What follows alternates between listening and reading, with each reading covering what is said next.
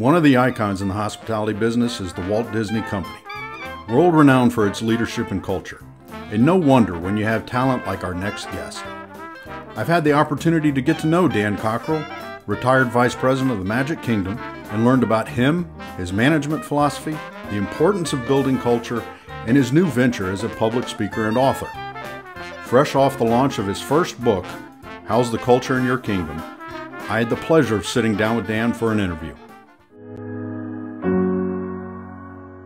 With 27 years of experience at Disney, Dan Cockrell has spent his career building great leaders and great culture. Dan is now sharing his core principles for creating world-class culture, regardless of current resources. This theory is called the gap. And the gap really is, this is what I want to be known for, this is how I want to describe myself, this is what I want my reputation to be, and this is what I actually do. And hopefully sometimes those meet. If someone is looking to create a great culture, it doesn't cost anything. It just has to be a decision a leader makes that they are going to not only hold people accountable for the results, but they're going to hold them accountable and they're going to show them the way on the behaviors of how to get those results. In fact, you're not there to be the hero, you're there to be the guide and celebrate your people. And if they get their job done well, you've done your job as a leader. Because I know this works, and I've been trained over many decades to think about the culture and to think about the people in the organization and make sure they feel comfortable and trained and respected and trusted. And when they do incredible things. And I can tell you from my experience at Disney, it's one of the best decisions you could have ever made. And it is going to deliver sustainable long-term results. Because when you create this kind of high engagement environment for your employees, you're going to see incredible things happen you didn't even imagine. I have worked with incredible leaders, incredible mentors who have taught me how to create culture, how to create excellent service, and how to lead. And I know how to do that. And I am excited to share it with others and share all the tips and tricks and experiences I have so they can bring the same approach to their companies to get better results and have more fun doing it.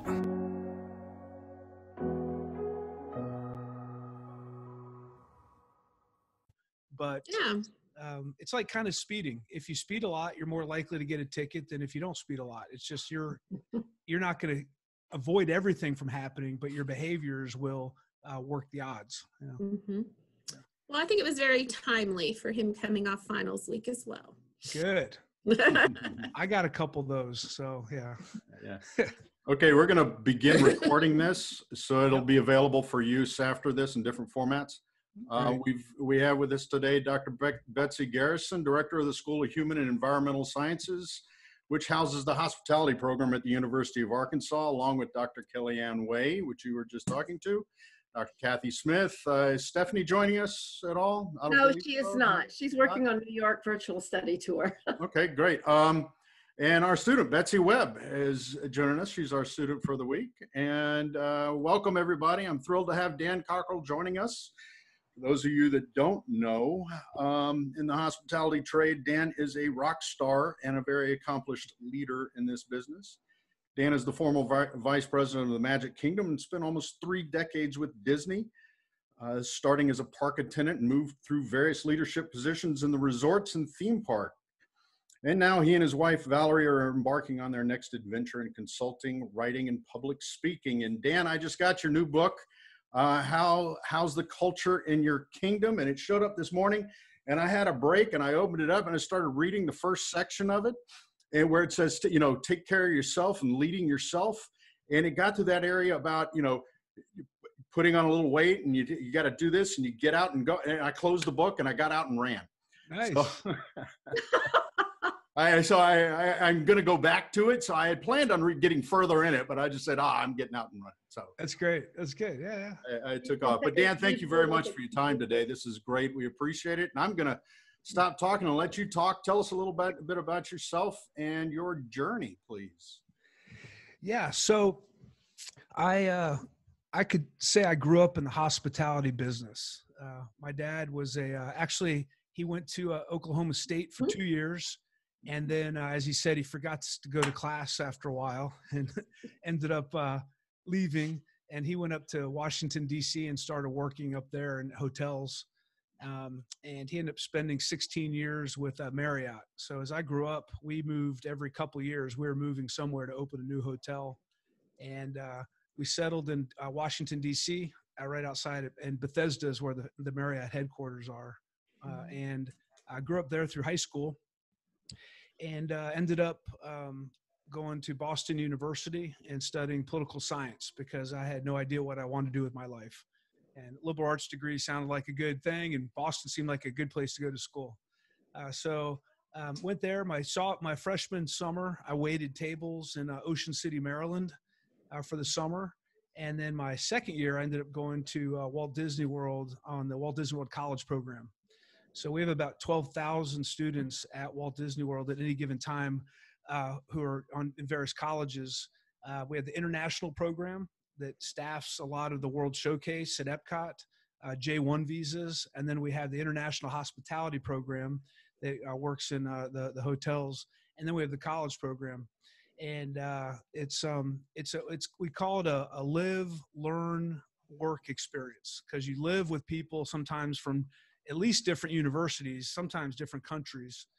There's a learning experience. So if you're studying hospitality, you can get college credits. We have professors that teach at the housing complex, hospitality classes, leadership, communication, et cetera. And then there's the working experience. So I worked at the Contemporary Hotel for a summer and at the front desk, and went back to school. And then I worked at Shearson Lehman Investments in Boston one summer. And some of these experiences, some of the best ones are the ones you realize you don't want to do. You can check it off and say, okay, I don't want to do that. And I didn't want to work in the finance world. So when I graduated, I still wasn't sure what I wanted to do. So I went back to Disney and started parking cars at Epcot. It was my first full-time job. And I did that for about 6 months. And then on January 1st, 1992, I got to go to France. So I had applied for a visa, a student training visa when I was still at BU, to go for 1.5 years to France because I knew the park was opening over there.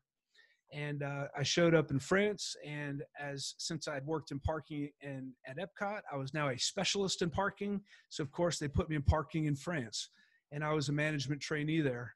And to say that I was clueless is an understatement. I spoke 3 words of French. I had traveled growing up, but all of a sudden I'm living in this other country. Everyone speaks French, and not just for an hour during class. They speak it like all the time, like when you're working, when you're shopping, everywhere you go.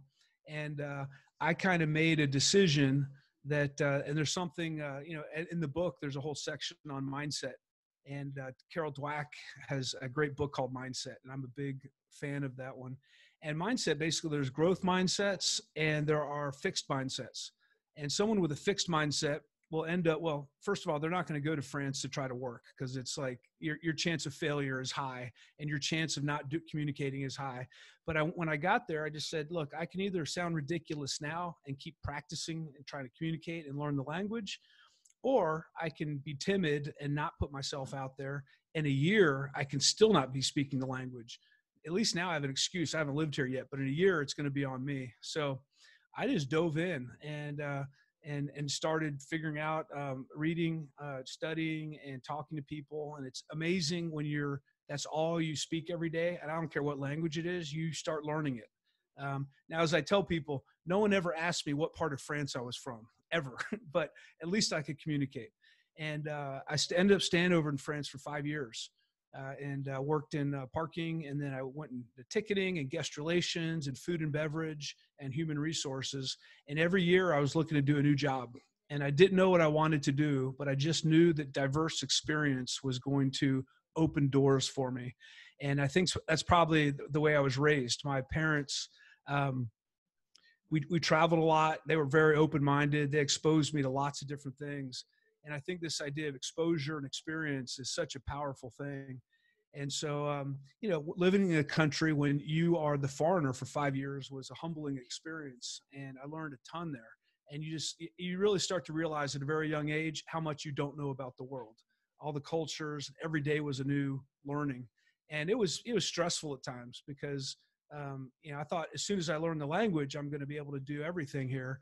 And what you realize is language is just tip of the iceberg on cultural differences. The way people think about work, the way people think about taxes, the way people think about your goals in life. I learned quickly that in Europe and France especially, people work to live, and generally in the United States, people live to work. We really identify ourselves first with our careers in the United States as a stereotype.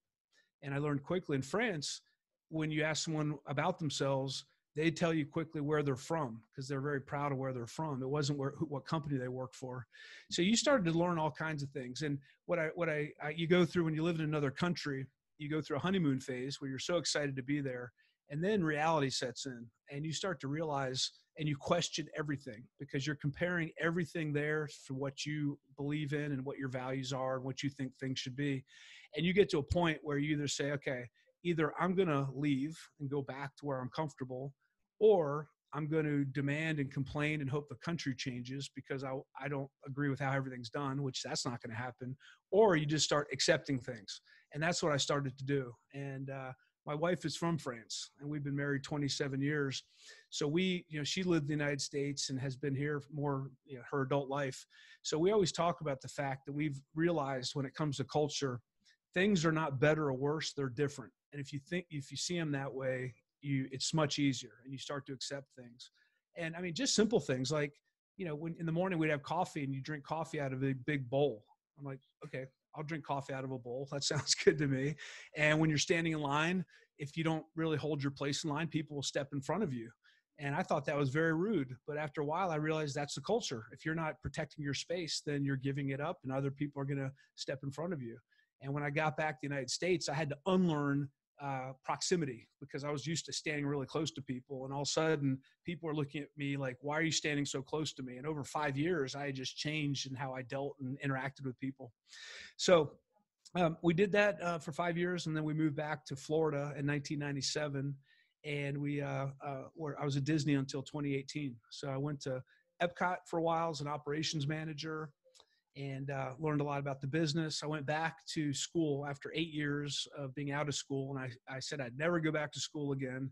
And I ended up going back to get my MBA. So I figured I really should learn about business a little bit now that I'd been doing it for a while. And went into resort hotels for 6 years. While I was waiting to see what was next, I figured I'd learn that business.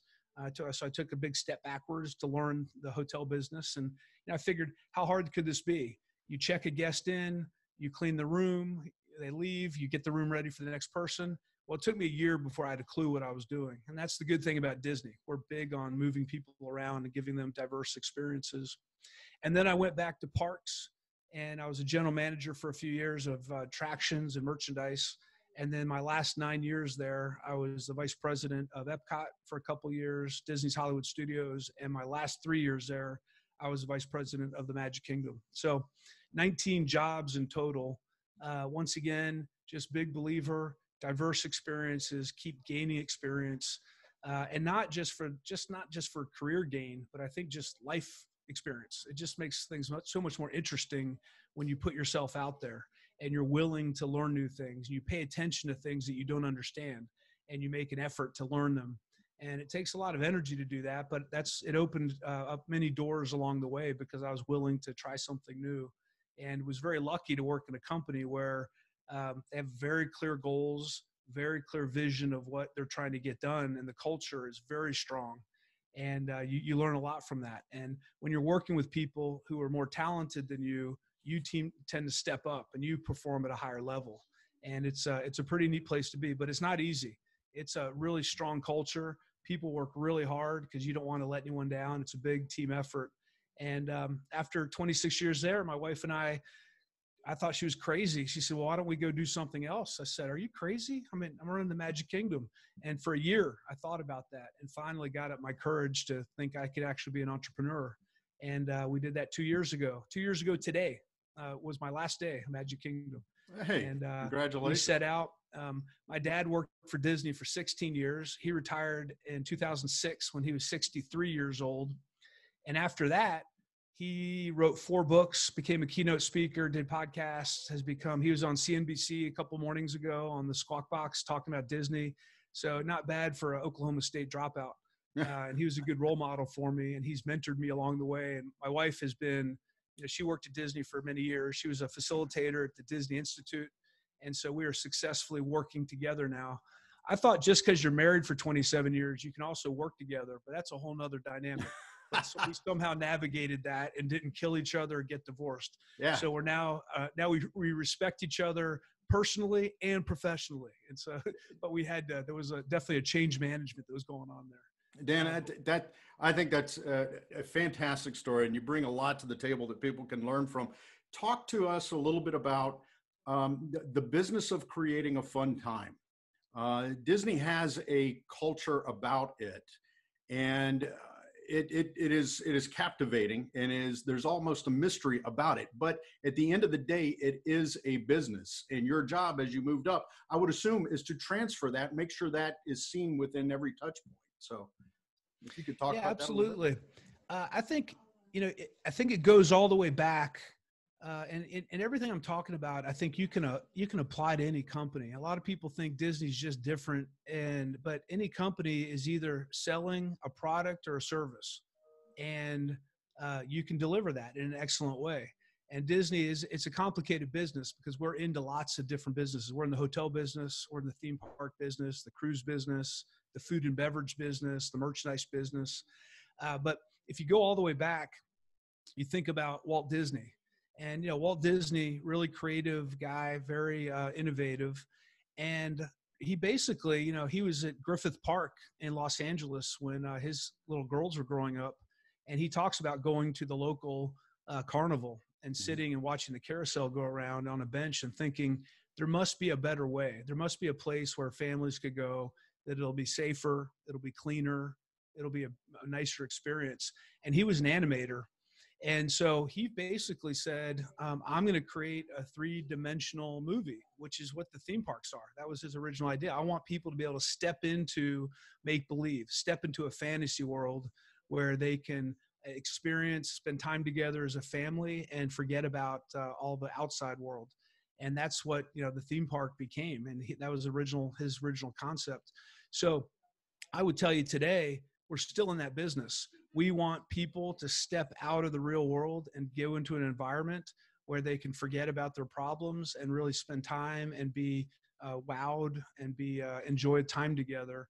And so every time we design something, whether that's a theme park or a new restaurant or a cruise ship, we're always thinking about how can we immerse people and put them in an immersive environment and touch them emotionally, where they're going to have these really strong emotions about their experience, because emotions is why people go back to products. It's why they go back to experiences.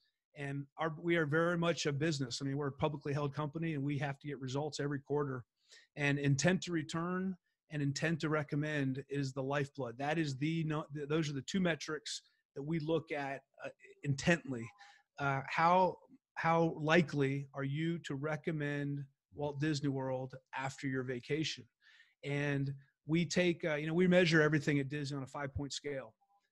And usually that's from poor to just okay, good, very good, and excellent.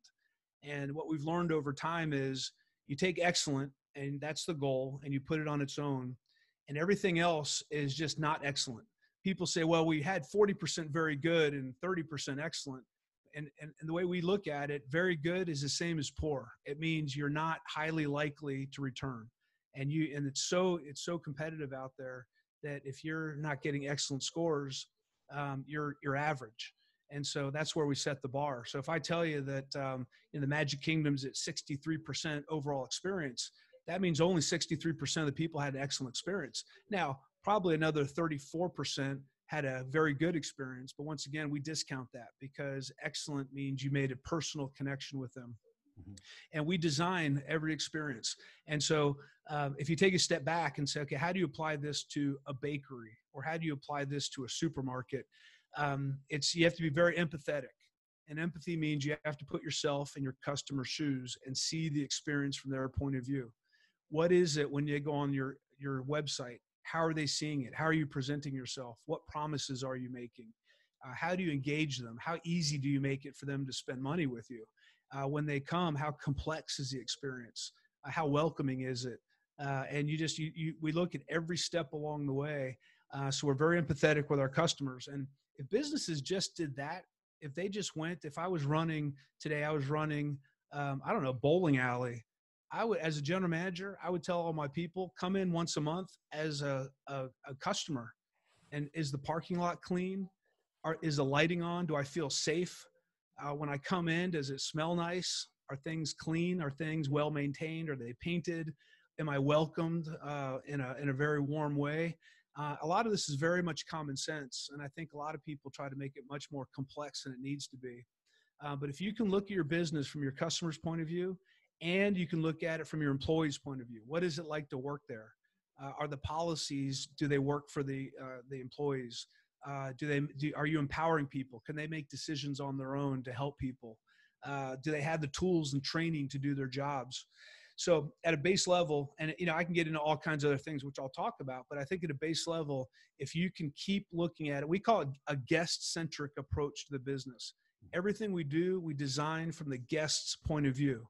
If we're putting a new process in place, not only do we see if it's going to be efficient and it's going to work well internally, but then we turn it around and we say, okay, what's the guest going to think about this experience? Mm-hmm. And if it looks like it's going to be something that's going to be a hassle for them, it's going to be confusing, it's not going to look like it's a good value, we really question that. Because at the end of the day, your customers vote with their dollars. They decide if they're going to come back again. And over 80% of our guests at Walt Disney World are return guests. And that's the case for many businesses. So we can't afford to not have people come back again. There's not enough people in the United States or the world to just come once. And I would say that's the case for most businesses. You can really market really well and get people to buy your service, your product once. But if you can get them to highly recommend after they experience it, now you have a customer for life, and they'll talk about you in a very positive way. Yeah. That's interesting, because you said something there about it being very basic and simple. Why do you think most companies are not getting that? Or better yet, why are some of the graduate students and students that we have coming out, why are they not grasping that, or why are they having a challenge getting to that point? Yeah, it's a great question. I think one is, I call it grit and consistency is boring. It's boring to come in every day and do the same thing every day. But that's what most businesses are all about. When I go to the supermarket, I go in every day, and the floor should be clean every day, and the carts should be available every day, and there should be milk there, non-fat milk, organic, every day. And the day it's not like that is the day that I'm now have a problem. And so I think when you're working in hospitality, and probably other businesses, but I'm going to talk about that because that's what I've done, you have to really enjoy the daily routine and figure out a way to make it exciting for your people and thrive in it. You have to enjoy and value that consistency of that experience you're delivering. Because if people say, well, I'm really creative, I don't like repetition, then hospitality industry is probably not where you want to be. You really have to love service and serving people. And I realized that when I was growing up, I was the kid, I was friends with everybody. I love to help people out. I still get a thrill and charge out of that when I can help somebody. And so I'm wired for the hospitality industry. If you're not wired that way, it can be a pretty miserable place. And so you got to have that right fit talent to the right job. And so Disney, I think the companies that really do well, they're able to, as I say, there's a phrase we had, keep the main thing, the main thing. The new flashy thing, we get so excited about technology. And actually, when we made the investment in MyMagic+, that was over $1 billion investment we made at Walt Disney World to introduce more technology, RFID, end-to-end experience, the online experience, electronic fast passes. The list goes on, electronic room locks, so you can use your wristband to open the doors. We had to almost go out of our way and downplay the technology to our cast members and say, look, this is just another tool for you to be able to deliver service. Making people happy and delivering our quality standards is still a priority. We're just giving you a new way to do that more efficiently and more effectively. Because when you introduce that much money and that big of investment, people think, well, maybe we're not doing maybe we let go of what Walt believed in and we just went to something new. I said, no, we're just giving you a new tool to get the job done. And there's going to be more tools we're going to add to your toolbox in the future. But at the end of the day, your purpose is still the same. Make people happy, create great experiences for them. And if you can do that, we're going to be great at what we do. Yeah. Let me ask you this. because a lot of this is centered around how well you treat and motivate your employees at all levels. Not just your the belly to belly with the customer, but the folks the food chain. So it's important to always have that new shiny object, if you will, so they can look forward to it and something exciting that we're coming out. How do you keep that? How do you keep those guys motivated and keep their eye on the ball? Yeah, great question.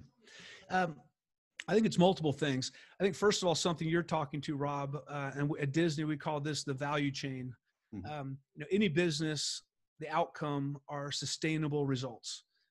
It's either profitability for nonprofits, it's funding to be able to do what your nonprofit does, but you need results on a sustainable basis. And the people who give you the funds to be able to sustain your business are your customers. So that comes back is when your customers are have an overall excellent experience, they're more likely to come back, sustain your business. Well, who delivers that? Your employees do. So if the employees are satisfied, they take care of the customers come back again. And the first step of that whole process is leadership. And leadership has to create an environment where people are going to perform at a very high level, and they create that environment. And actually, the book I just wrote, How's the Culture in Your Kingdom, is all about that. How do you create an environment as a leader for your people to thrive in? That was my main job at Magic Kingdom. And as I told people, you know what? I said, I don't run anything here. Like my general manager, food and beverage, you run food and beverage, you run merchandise, you run engineering. I don't run anything. All I'm here to do is get out of your way and make sure you can do your jobs really, really well. And if you can do your jobs well, that means your senior leaders will, and your frontline managers and your frontline employees. And that's where I call the moment of truth happens. That's where our customers rate our products and services based on the thousands of employees or however big your business is, all the interactions they have with them. So if you can think about it that way, the way I thought about it was anything I do that doesn't translate all the way to the frontline employee has no value. And I got to think about how I manage that. So when it comes to creating that environment, there's like 4 major things I focused on. And I didn't make this up. I'd like to tell you I created this model. I'm a big fan of the Gallup organization. And if you've ever done Strength Finders 2.0, that's the latest book they have out. I was introduced to Gallup back in the late 90s, and I just love their concepts. And so basically what they say is there's 4 things as a leader that you should be doing to make sure that you get the best productivity out of your team. Number 1, talent. You have to have the right people in the right jobs. And that's actually the most important thing. The other 3 are also important, but if you don't get the right fit talent in the right job, it doesn't matter how much you pay them and how much you motivate them. They just aren't going to be able to be great at what they do. Either they're not going to be passionate about what they do. They're not going to have the right attitude about it. And you all know the students or the employees you have that have incredible attitudes. And you're like, man, if I had 3 more people like this, I could just go home and never come to work. Just let them go. So talent selection is really important. And we do a lot of work around that to make sure we pick the right people.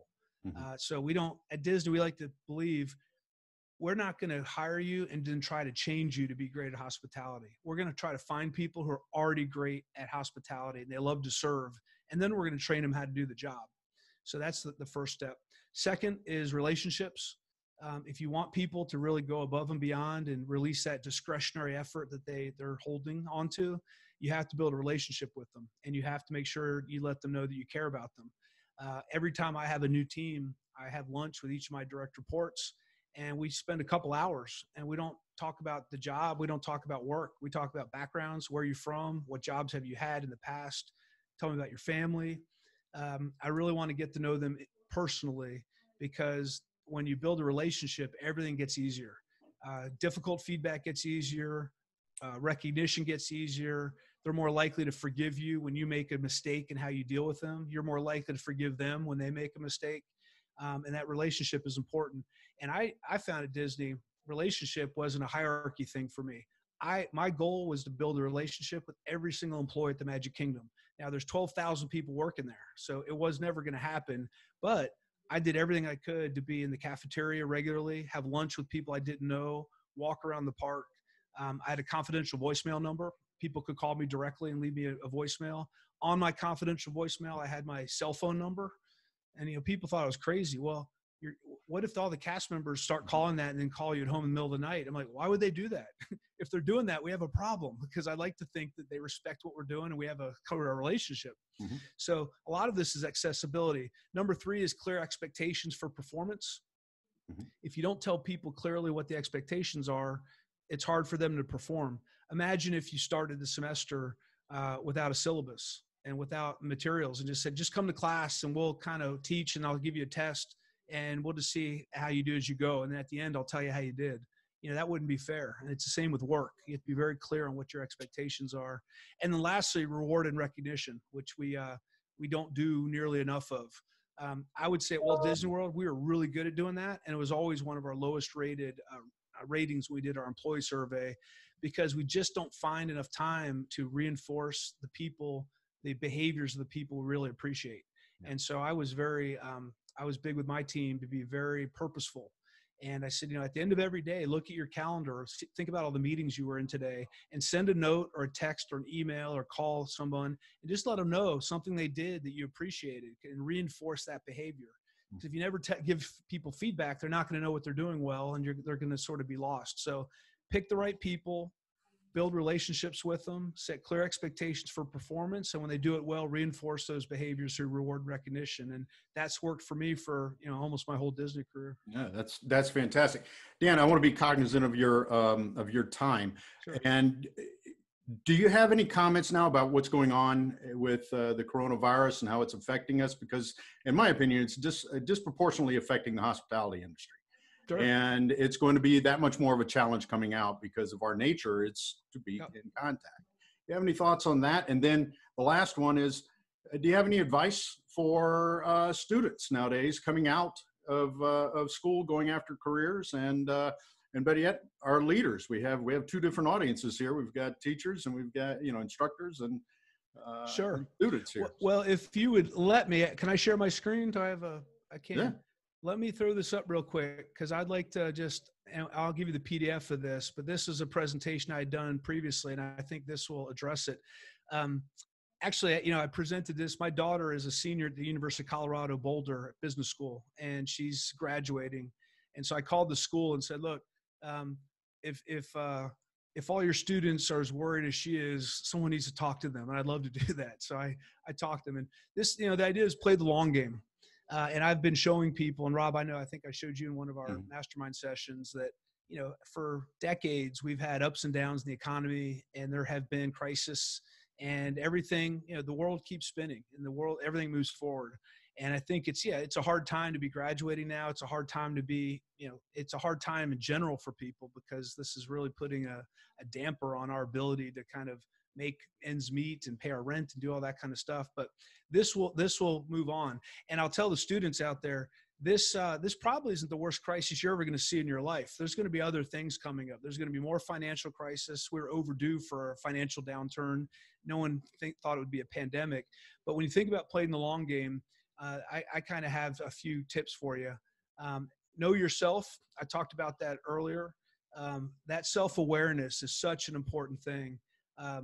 Who are you? What are you all about? Where are you happiest? I've talked to people before who said, I want to be a general manager of a hotel, or I want to be a vice president of a park at Disney. And I tell people, be careful, because by the time you're qualified, that position may not exist anymore. So instead of looking at the position you want, I think you just have to keep thinking about the environment you want to be in and what your strengths are. And that, once again, Strength Finders, there's 34 main strengths they look at. It'll tell you your top 5. My top 5 all have to do with interacting with people. So I realized quickly, if I'm not spending time with people, I'm not going to be effective at what I'm doing. And that's where I placed myself. And that's where, I kind of stacked the deck on my behalf to make sure I was in a place where I could perform, because I got to use my natural talents, my natural strengths, my passions automatically. So know yourself. If you don't know, Myers-Briggs is another good one. Your parents are another good one. They'll tell you what you're good at and what you're not good at. I think having clear priorities is important. I know a lot of younger people today coming out of school, when I got out of school, it's like, how do I get out and start making money?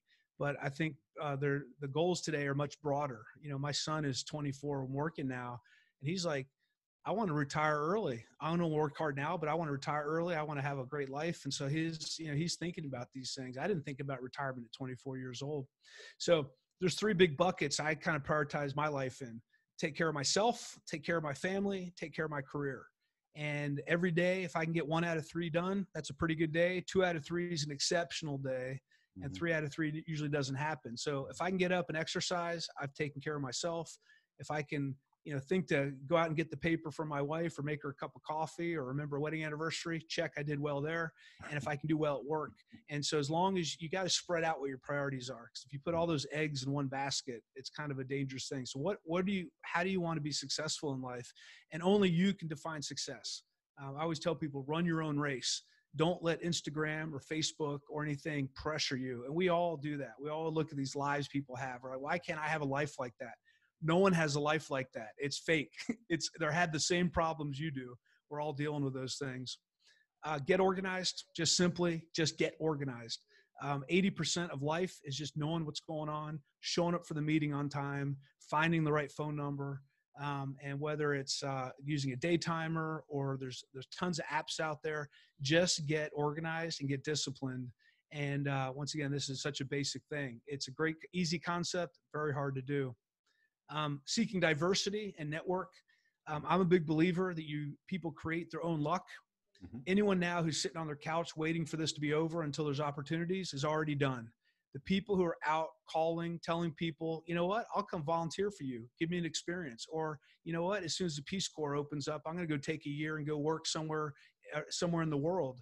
Or, you know what, I just got my 4-year college degree. I'm going to call Domino's and start delivering pizzas. And I'm going to get some experience in hospitality until something else opens up. The people who are not out, just don't think about it as money. Get rid of your ego and just go get experience. Because the experience you're getting now, when you become a leader someday in an organization or a vice president or the president of a company, you can tell people about the time you were dealing with COVID-19 and there were no job prospects and you ended up learning how to work in a restaurant, or you learned how to work some job, and all the successful people out there have been down this path. So you can't wait for the right time, because the right time will never appear. You got to start today. Start right now and just go get that experience and treat it as an investment in your future. And once again, learn. You got to learn every single day. I'm 51 and I feel like I am least knowledgeable in my whole life now that I've really focused on this. The more I learn, the less I know. And it's a lot of fun to realize that there's so much out there and there's so much more to learn. So I think these 5 things, if you can think about these things, it'll help a lot. A lot of this doesn't have to do with skills. It doesn't have to do with your intelligence. It has to do with your mindset and the fact that you're going to see everything as an opportunity. No matter what gets thrown at you, you're going to look for the opportunities. You're going to think positively. And when you do that, it's incredible what emerges as possibilities. And people look at you and say, how did you get this out of, how did you squeeze blood out of a rock? I was creative and I went after it. So. I don't want to take up much more of your time, and I've got a ton of questions, but I've got access to you. So I wanted to open it up for Betsy Webb, for one, if she's got any questions, and then anybody else who's on here, if you have any questions, I'll just throw it out there. Right. If you're okay with time, Dan. I'm fine. I got nowhere to be. Betsy? Yeah. You got any questions? I think I do. So what would you say, I know you kind of touched on this a little bit about just finding pleasure in routine and things like that. If routine is something that doesn't come natural to you, how do you think it would, what steps would you take to ease into enjoying that process and being more comfortable with doing a repetitive job or task? Yeah, well, I think it's a couple things. As a leader at Disney, when I ran these operations, our guests, they've saved up for years to come. And we were here yesterday, and we were here last week, we were here 3 weeks ago. And when we open the park, we have to make them feel like it's the first day because we owe this to them. So a lot of what we do in our culture is storytelling. And we tell stories all the time about the special things our employees have done for guests. it's a great way to recognize people, but the storytelling helps train people. You train people through these stories so they start to realize what they can do also. And so amid all this routine, they're looking for those moments they can create for people, those moments, one-on-one moments, those celebrations. When I was there, I was always looking to change things up. I became a baker when I worked at my last 5 years at Disney. I got up early every morning, did my emails, and I'd bake 3 or 4 loaves of banana bread. When I went in the morning, I'd give one to security. I'd go to an area that, had something happen the day before and bring a hot loaf of banana bread, thank them for what they're doing based on a specific thing they did. So as a leader, you have to embrace celebrate the fact that you're executing the plan every day in a very great way. But then also as a leader, you have to change it up and keep people on their toes and keep them excited about being there, and don't get complacent. Complacency is it dulls everything. When you're complacent, the service isn't as good. When you're complacent, people get injured because they don't follow the rules. So you have to be engaged with them all the time, talking all the time, storytelling, and being creative in how you communicate to them and keep them motivated. And I was always reminding people, I said, look, I know this can be a grind here, but I just want to remind you, no one in the world is doing what we're doing here every day. And you have an opportunity to be part of that. And so I don't care if you work at Magic Kingdom or, I saw Rob's documentary in New Orleans.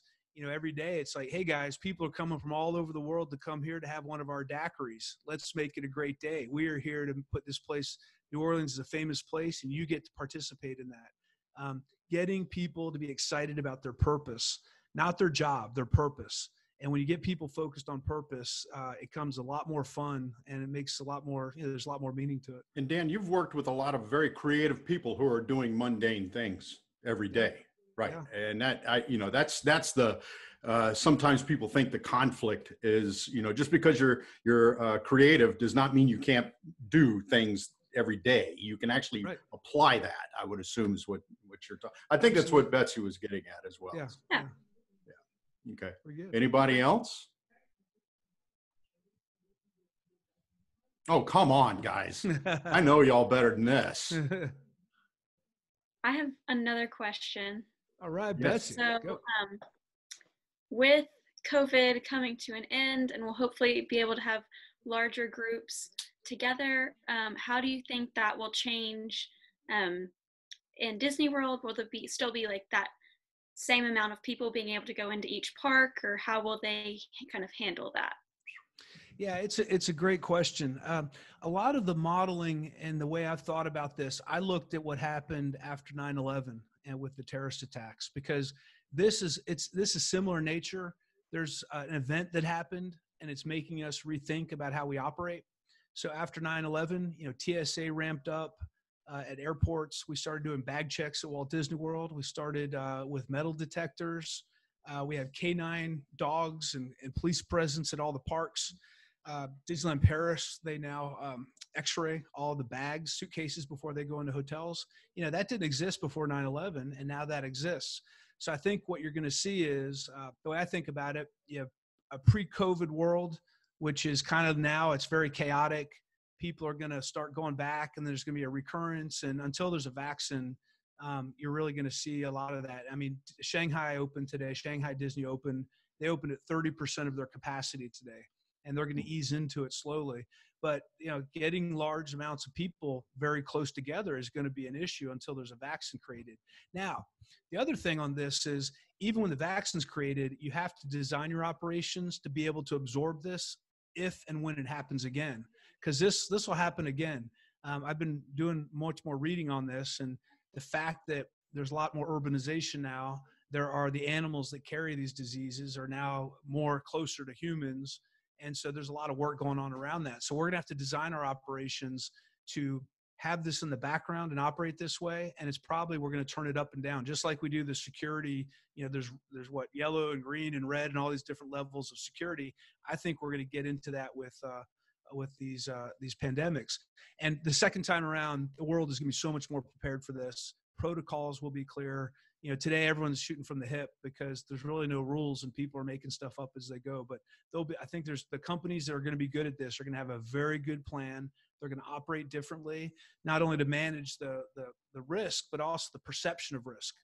You know, nothing is foolproof. Taking people's temperatures, going in the parks, you know, if you're asymptomatic, you may carry this thing, not have a fever. But the fact that we're doing these things makes people feel better about it. Now it has impact also, but that perception of it, you want to see people wiping stuff down. You want to see people, there has to be visual cues that this is a safe environment and you're paying attention to it. So it'll create more complexity, but we'll figure it out. And we'll figure out what the new world's going to look like and keep operating and keep changing just like we always have. Humans are pretty good at adapting, and it's easy to forget what it was like before once you go through this. Just the change is painful. Thank you. Sure. I'll add something here. Kelly and I both are, and Dan, I'm in the apparel program. So we had some apparel students and whatnot that were part of the group that Rob and Betsy were working on. But, and Kelly and I are both doing internships for students this summer, and they're just devastated because their internships were canceled or they can't get a job. They put off looking for a job. Now there are no jobs. And I saw a really great post on LinkedIn today that I was reading, and it was really good. It was just advice for these students, just to step back. And Betsy Webb, this is for your ears because you're the student here, but just to take a step back and think about what you can realistically do. And that's, Dan, what you, I think, have been saying. And they gave a quote, and I really like this. Teddy Roosevelt said, "Do what you can with what you have where you are." I love that quote. That just kind of sums it all up. But I appreciate all the words and the wisdoms that you've shared, Dan. This has been really interesting. Yeah, Definitely. there's always a solution. There's always something you can do, no matter how small it seems or how difficult it seems. I just talked to a lady who was accepted on the Walt Disney World College program, and that most likely will be canceled. And I said, well, do it anyway. I said, I went online before this call. I found on YouTube 4 students that whose program was canceled. And I found 1,000 videos of college program students after their programs who talked about it. And I'll be the first one on your weekly call to tell you about what it's like to work at Walt Disney World. Mm-hmm. And you can find managers there who will be available to you. Go on LinkedIn and get the full experience. Now, you may not actually work there, but you can learn a lot of what's going on there just by sponsoring a group, pull a group together, and make it happen.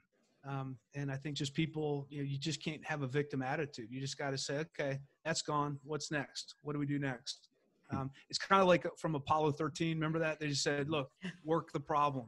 Whatever you have, keep working the problem until you find a solution. And it's a great approach to take.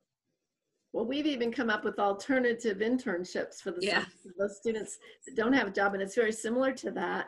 They're watching videos, they're learning, remotely from people in the industry. We're doing our virtual New York study tour like that, having appointments, but in a little bit different settings. I know Kelly. I forgot to tell y'all, Dan volunteered to come and chaperone our New Orleans trip. So yeah, every year. Hey, when are we leaving? Yeah, anytime now. But I'll tell you, it's always also, I think it's your perspective is interesting. I signed up for Duolingo, right? Because I want to learn how to speak Portuguese, and I paid for it, and I took some classes, and then I got lazy and didn't take them. I still don't speak Portuguese. Well, I was in Brazil last year, and I talked to a guy who's fluent in English. I go, well, how'd you learn English? He said, I watch Netflix. I'm like, yeah. So you can give me all the tools you want. If I don't have the attitude, I'm not going to get there. And you can give me nothing, and if I have the attitude, I'll find a way. So it's all about attitude. I agree. Well, and interesting, Kathy, I was actually up here working on that a little bit about the alternative syllabus for hospitality for the internships.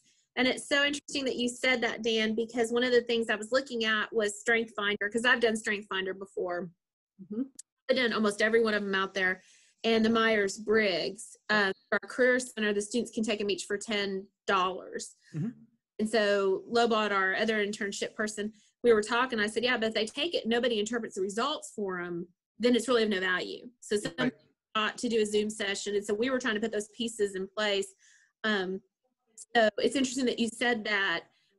So I think that's a component we definitely want to put in, but we want to give them an option so they don't have to pay for something. So when we're trying to, and I know Betsy can boost this up, we always say in hospitality, we have to be flexible.